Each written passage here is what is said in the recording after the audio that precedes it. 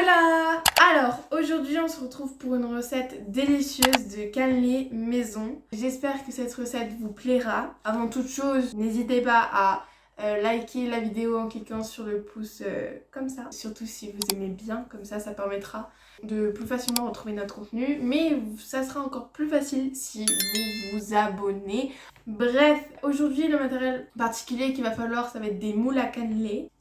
Comme ceci, franchement ils sont bien. En fait, voilà, pour le démoulage, c'est comme ça.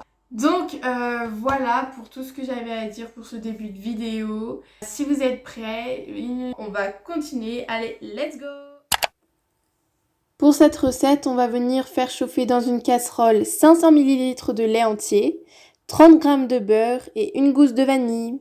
Donc on fait chauffer ça à feu doux et pendant ce temps, on va avoir besoin de 2 œufs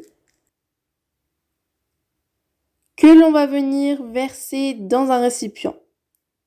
On y ajoute 200 g de sucre en poudre et on fouette le tout. Il faut que le mélange blanchisse. Ensuite, on ajoute 100 g de farine et on la tamise pour ne pas obtenir de grumeaux dans la pâte. Donc, grosso modo, avoir une pâte qui sera meilleure. On ajoute pour terminer 2 cuillères à soupe de rhum, donc c'est facultatif, mais ça rajoute un peu de goût. Donc voilà à quelle texture on doit arriver. Puis on va venir verser notre lait, donc là il est un peu sombre, mais c'est qu'on avait mis de la vanille en poudre.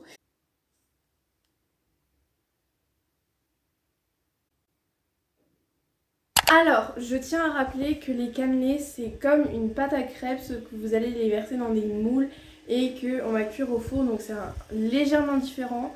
Mais au niveau des ingrédients, on est à peu près sur les mêmes.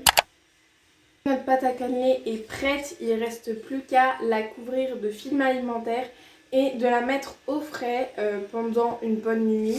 Le lendemain matin, on sort notre pâte du réfrigérateur et on verse dans chacune des cavités de notre moule.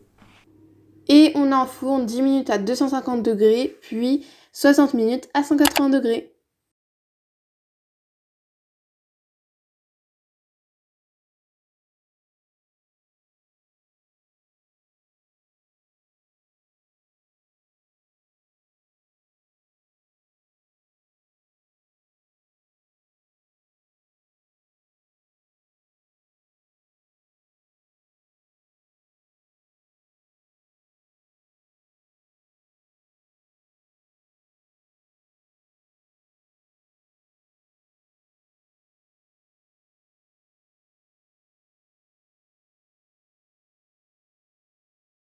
J'espère vraiment que cette vidéo vous a plu. Vous pouvez nous rejoindre sur notre compte Instagram, surtout que la gourmandise soit avec vous. Ciao!